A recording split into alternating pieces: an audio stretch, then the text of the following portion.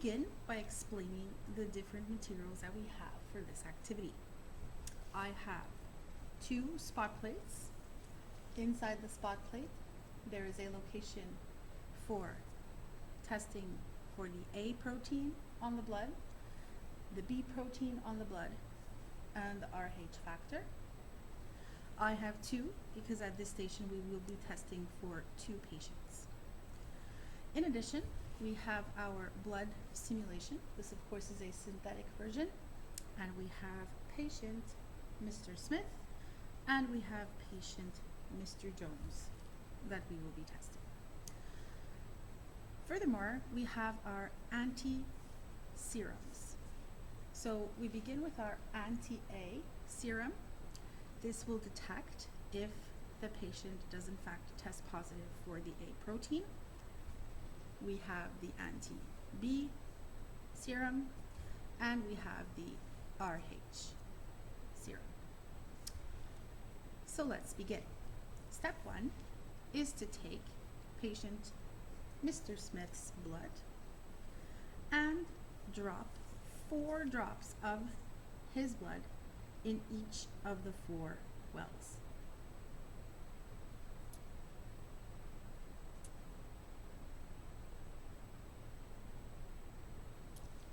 Perfect. Then we are going to test for each of the proteins.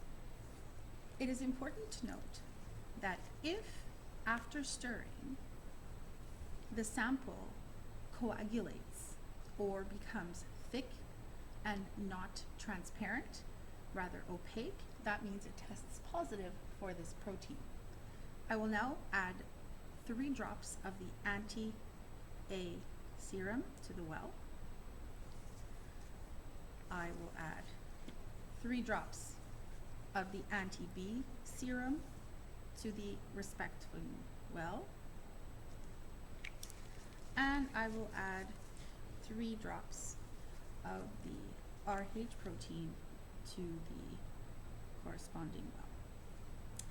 At this point, we are going to be stirring the contents together, and it is important to use a different stirring device. In this case, we have a plastic toothpick for each one, and to basically take our time in order to give these substances the opportunities to in fact react if they are destined to do so.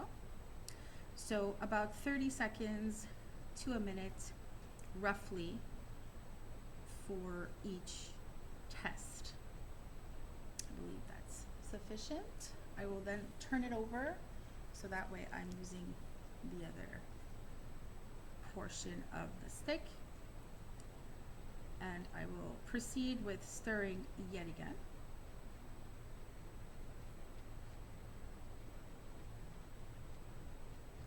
I will now change stirring stick, and I will proceed with stirring the last well, and in this case I'm stirring the anti-B serum with the patient's simulated blood. Once I feel confident that the solutions have had an opportunity to in fact react or not, I will proceed with interpreting my results.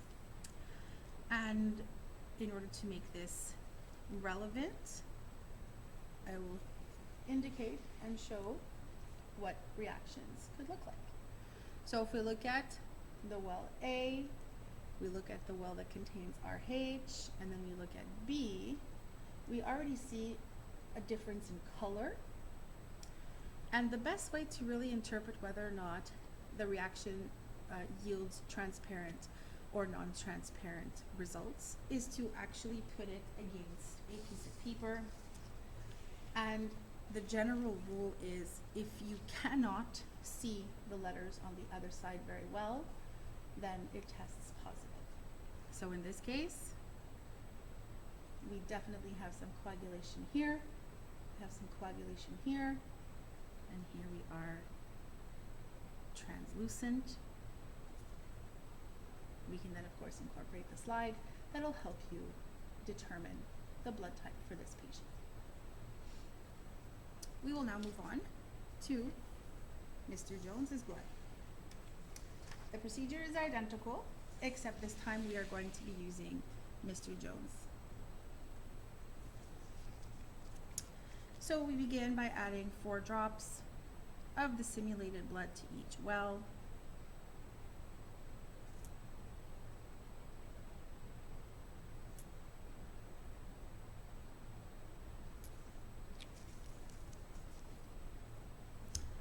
And now we begin with our anti-A serum.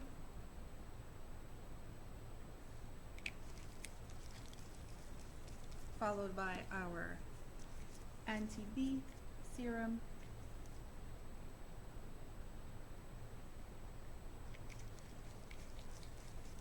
And last but not least, our RH serum.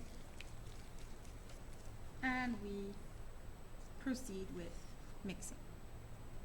So again, we should allow for about 30 seconds in order to allow for any reaction to take place.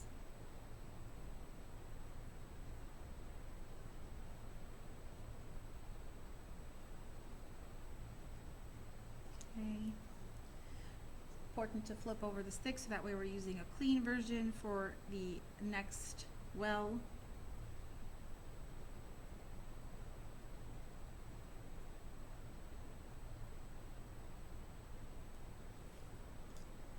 And finally, our last well.